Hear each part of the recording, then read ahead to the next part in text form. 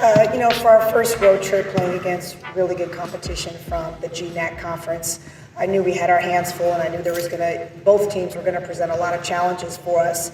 And for the first time with this group being on the road, obviously we are not happy with the outcome and the final results at all. However, I will say there's a lot of positives and a lot of encouraging moments that we are going to take from from the two games.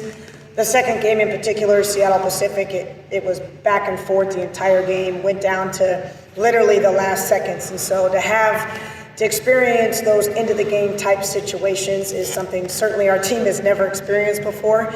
And I will say I'm glad that those type of situations took place the second game of the year rather than in February, let's say. And we're going to learn a great deal from both games. I learned a lot about the girls. Again, just every game we're in different situations, whether it be we have the lead, whether it be we're behind, into the game situations, and how each individual and us collectively respond in those moments. And so I did a lot of evaluating and observing from my end as well, and just how I can help guide and lead them even better in the next upcoming games. Well, certainly this is a quick turnaround.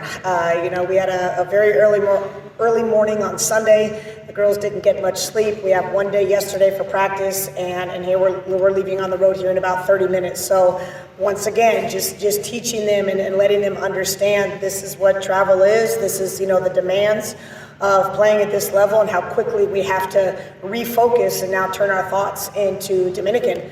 Dominican's coming off a 1-on-1 weekend where they played two CC2A schools, played both games. The second one they lost at the buzzer, so obviously they're coming off some very good games as well. And again, it's going to be challenges, which is going to be different challenges as far as preparing for them and preparing our scouting report for them. But hopefully we've done a good job here in the last 48 hours to get ourselves ready for that challenge. We've only had two games, but it's been somebody different each game. And I actually think that is hopefully going to be a strength of our team. The first game, Sitlali really came off the bench and gave us a huge spark off the bench and did a lot of tremendous things for us. In the second game, it was freshman Cassie Parks. And then everybody else kind of playing off of them. Obviously, the more the merrier, but I think that's a strength of ours is you never, anybody could be the one that particular game to really step up. As much as I continue to say that our team is young and inexperienced, at the same time, I'm very fortunate to coach this group from the standpoint that they're like sponges right now, and there's so much information, and they're just taking in all the information, and I really do believe that they want to be better, and they're buying in, and they're doing the things that we're asking them to do. It's just a big learning curve. So in that sense, there was a lot of positives to take from the weekend. We leave on the road today. We have Dominican, and then we have 10 days, which is going to be much needed for us just to get some rest and to really focus on ourselves. But within those 10 days, we're going to be certainly excited. On the 27th is our first home game.